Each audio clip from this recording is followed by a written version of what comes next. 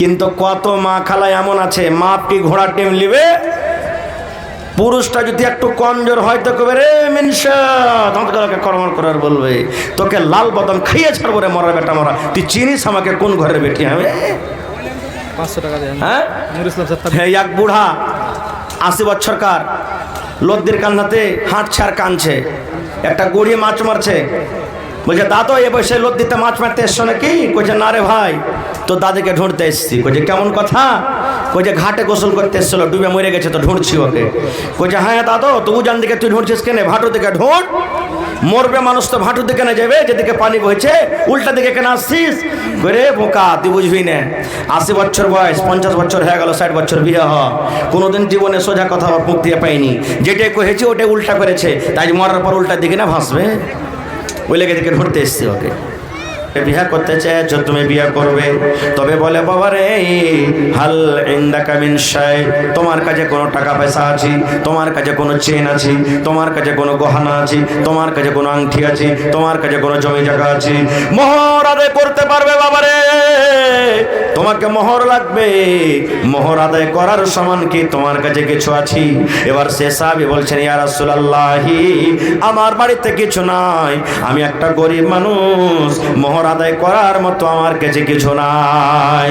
আল্লাহর নবী বললেন সাহাবী, তুমি বাড়ি যাও, আর বাড়িতে যা দেখো, উনজুর ওয়ালাউ খাতামান মিন হাদিদ, বাড়িতে তুমি যাও আর যা দেখো সোনার নয় রে, চাঁদের নয়, যদি সামান্য একটা লোহার আংটি যদি পেয়ে যাও, ওই আংটি তুমি নিয়ে এসো, ওই লোহার আংটিকে মোহর করে ওই মেয়ে ছেলের সাথে তোমার কিন্তু আমরা বিয়ে লাগিয়ে দেব।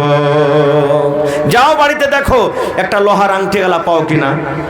বাড়ি গেলেন, আমাদের মতন তো নয় যে 5 কিলো মাকে বেচে দেবো, চাল গালা বেচবো, এই করবো ওই করবো দিয়ে হয়ে যাবে, জি না। দেখেন কত গরিব সাহাবী, বাড়ি গেলেন, খুব খোঁজাখুঁজি করলেন, কিন্তু একটা লোহার আংটিও পর্যন্ত পেলেন না। আল্লাহ রাসূল কাছে বলছেন ইয়া রাসূলুল্লাহি ওয়ালা খাতামান মিন হাদিদ, আল্লাহর নবী গো অনেকক্ষণ ধরে বাড়িতে খোঁজাখুঁজি করলাম গো নবীজি, কিন্তু আমি বাড়ি থেকে একটা লোহার আঙ্গুঠিও পর্যন্ত আনতে পারলাম না। নবী বললেন সাহাবীরি, যতক্ষণ পর্যন্ত তুমি মোহর আদায় না করবে ততক্ষণ পর্যন্ত তোমার বিয়ে চলবে না। মোহর লাগবে, বিয়ে করতে গেলে মোহর লাগবে, তাহলে তোমার বিয়ে চলবে। কিচ্ছু না দিতে পেরে তখন সেই সাহাবী বলছেন ওয়ালাকিন হাজা ইজারি, নবী সাহেব আমার পরনে একটা লুঙ্গি আছে। নবীজি বললেন লুঙ্গিতে কি হবে? বলছে 2 ভাগ করব, 1 ভাগ মোহর দিয়ে দেবো আর 1 ভাগ পিন্না থাকবো। হবে জি ভাই, 1 ভাগ পিনতে হবে লুঙ্গি, হবে?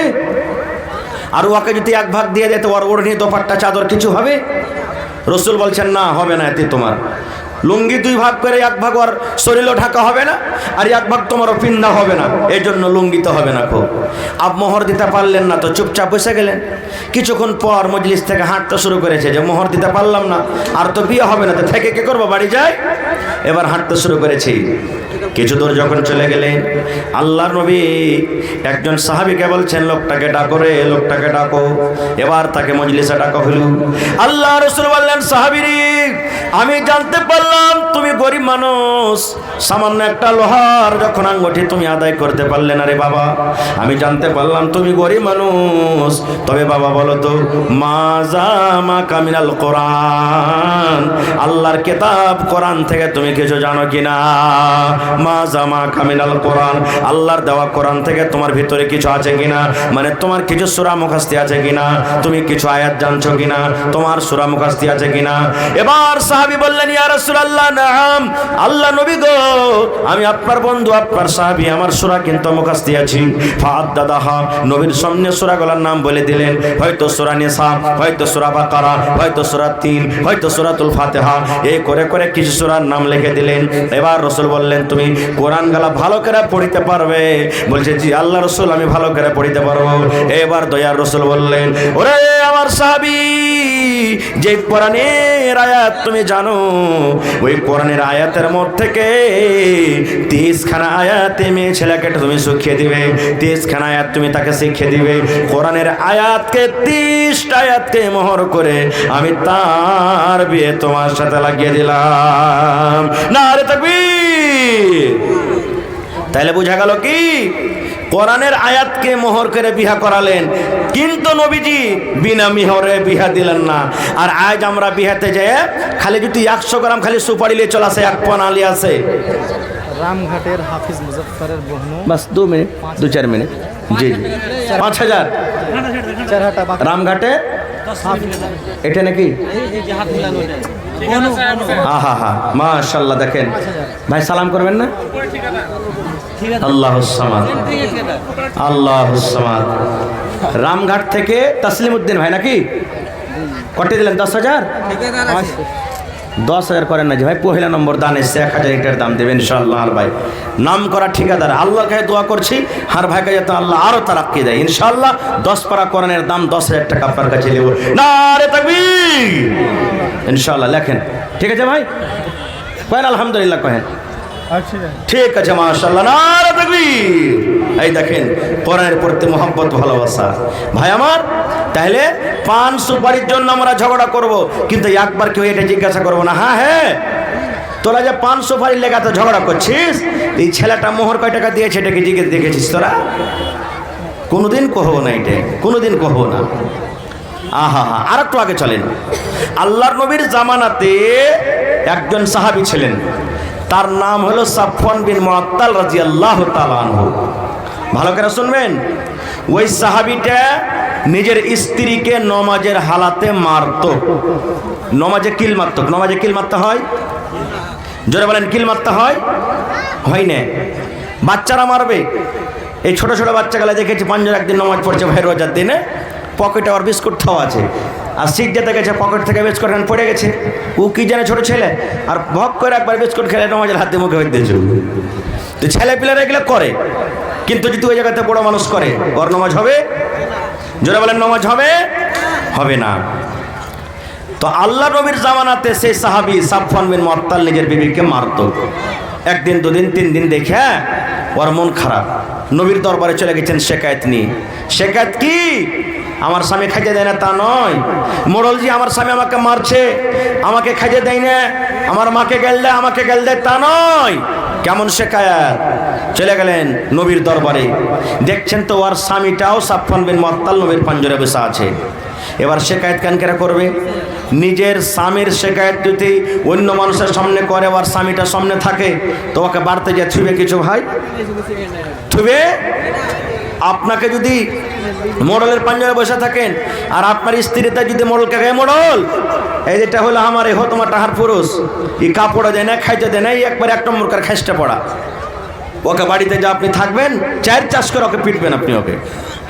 তো সেই মহিলা আল্লাহ রাসূলের কাছে গেলেন শেকায়েত নিয়ে নিজের স্বামীর ব্যাপারে, দেখছেন তো ওর স্বামী নবীর পাঞ্জরে বসে, কি করবে? বলছেন না, শেকায়েত করতে এসেছি তখন করব। এবার সেই মহিলা বলছেন, আল্লাহ নবী গো, আমি যখন নমাজ পড়ি গো নবীজি, আমার স্বামী নমাজের হালাতে আমাকে মারি। হয়তো আমি রুকুতে আছি তখন আমাকে মারে, হয়তো আমি সিজদাতে আছি তখন আমাকে মারে। আল্লাহর নবী গো, আমাকে নমাজ ছাড়তে বলে, বিবিরে তুই নমাজ ছেড়ে দে, নমাজ ছেড়ে দিই। আমাকে নমাজ ছাড়তে বলে, নমাজ কিন্তু আমার এখনো পূর্ণ হয়নি। আমি নমাজ যখন না ছাড়ি, নমাজের হালাতে আমাকে মারে। 2 নম্বর নবী গো, আমি যখন রোজা রাখি, আমার রোজাটাকে আমার এই ভেঙে দেয় আমার স্বামী, আমাকে রোজা ভাঙতে বলে, আমি কিন্তু বলছি রোজা ভাঙবো না, নফল রোজা।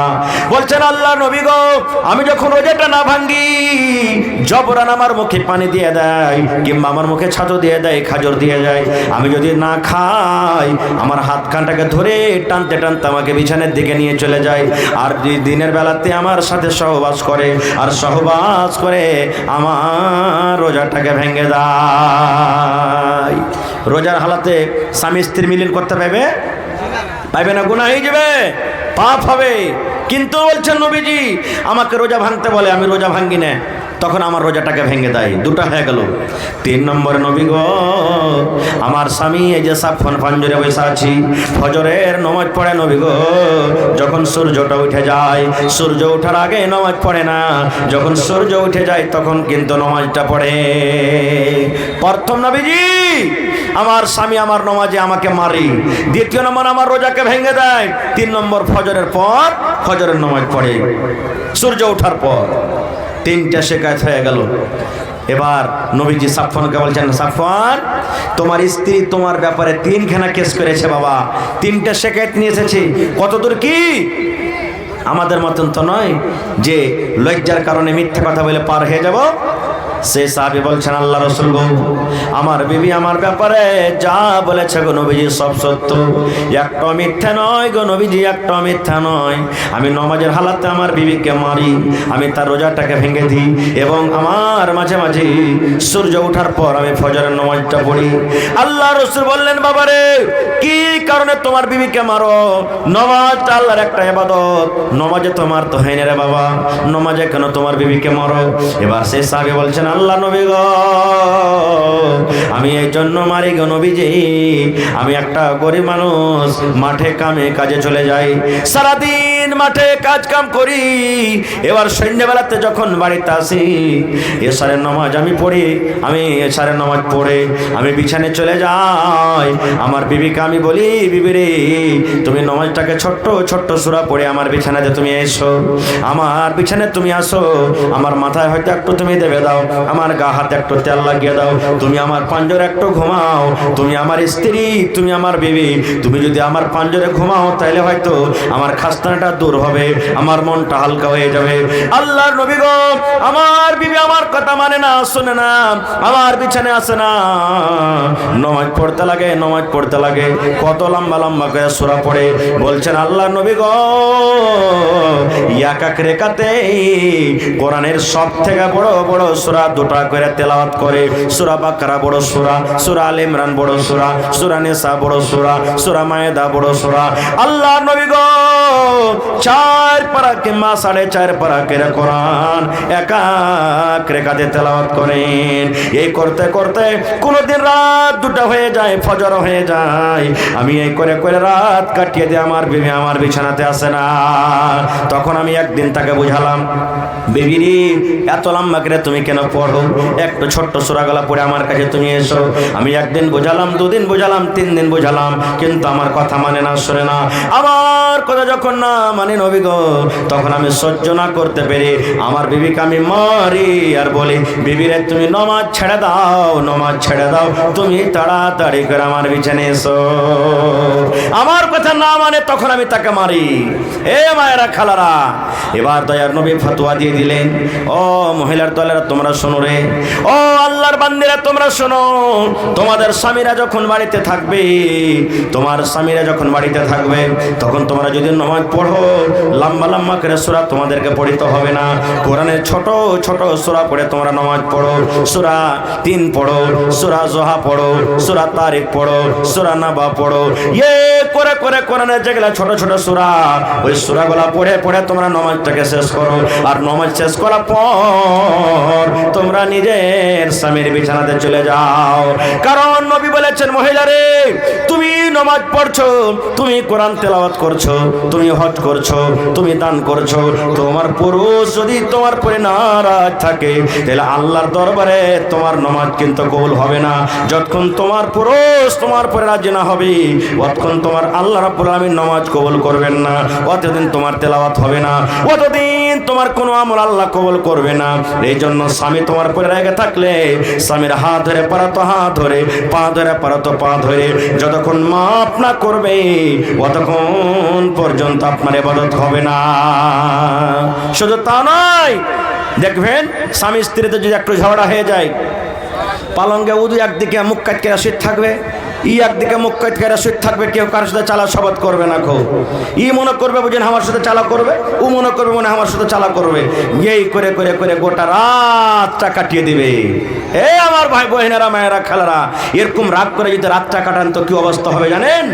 আল্লাহ রাসূল বলেছেন, স্বামী স্ত্রীতে ঝগড়া হয়ে গেছে, স্বামী স্ত্রীতে তোতমা হয়ে গেছে, স্বামী স্ত্রীতে কোনো কথা হয়ে গেছে, আল্লাহ রাসূল বলেছেন, মহিলারে, তোমার স্বামীকে যদি তুমি রাগ করে গোসা করে তোমার স্বামীর তুমি কথা না শুনে যদি তুমি চাবি না চালা শব্দে যদি রাতটা কাটিয়ে দাও, তোমার স্বামী যদি নারাজ হয়ে থাকে, ওই রাতে যদি তোমার মত হয়ে যায় রে মহিলা, তোমাকে আল্লাহর জাহান্নামে যেতে হবে।